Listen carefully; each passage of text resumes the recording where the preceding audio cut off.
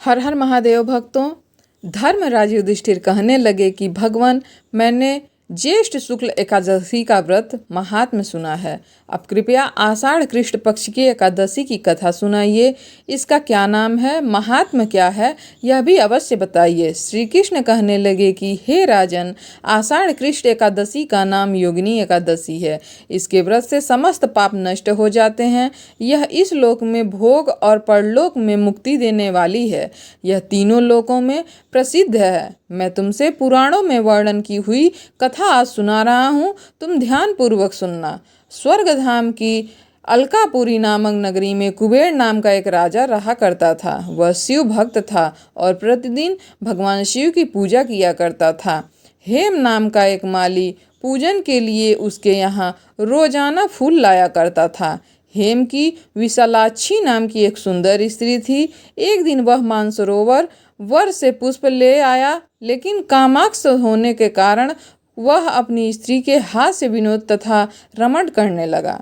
इधर राजा उसकी दोपहर तक राह देखते रहे कि फूल क्यों नहीं लाया। अंत में राजा कुबेर ने सेवकों को आज्ञा दी कि तुम लोग जा कर के माली के यहाँ न आने का कारण पता करके आओ, आखिर क्यों नहीं आया, क्योंकि वह अभी तक पुष्प लेकर नहीं आया है, पूजा कैसे होगा। सेवकों ने कहा, महाराज वह पापी अति कामी है, अपनी स्त्री के साथ हाथ से विनोद कर रहा होगा और रमण कर रहा होगा। यह सुनकर कुबेर ने क्रोधित होकर उसे बुलाया। हेम माली राजा के पास कांपता हुआ आया, उपस्थित हुआ। राजा ने कुबेर क्रोध में आकर कहा, अरे पापी नीच कामी मनुष्य, तूने मेरे परम पूजनीय ईश्वरों के ईश्वर श्री शिव जी महाराज का अनादर किया है।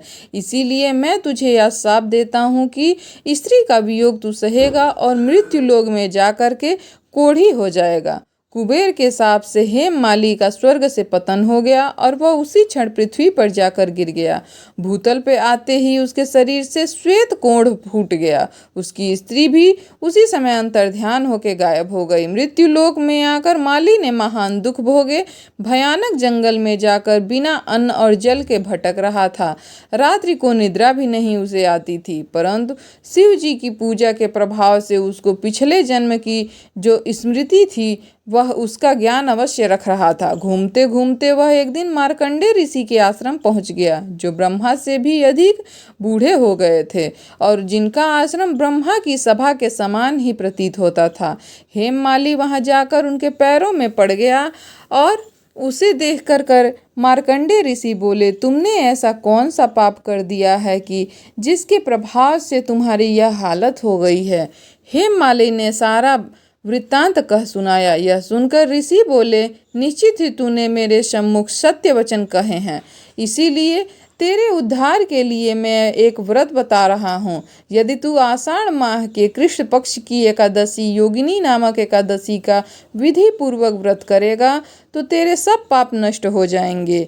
यह सुनकर हेम माली ने अत्यंत प्रसन्न होकर मुनि को साष्टांग प्रणाम कर दिया। मुनि ने उसे स्नेह के साथ उठाया।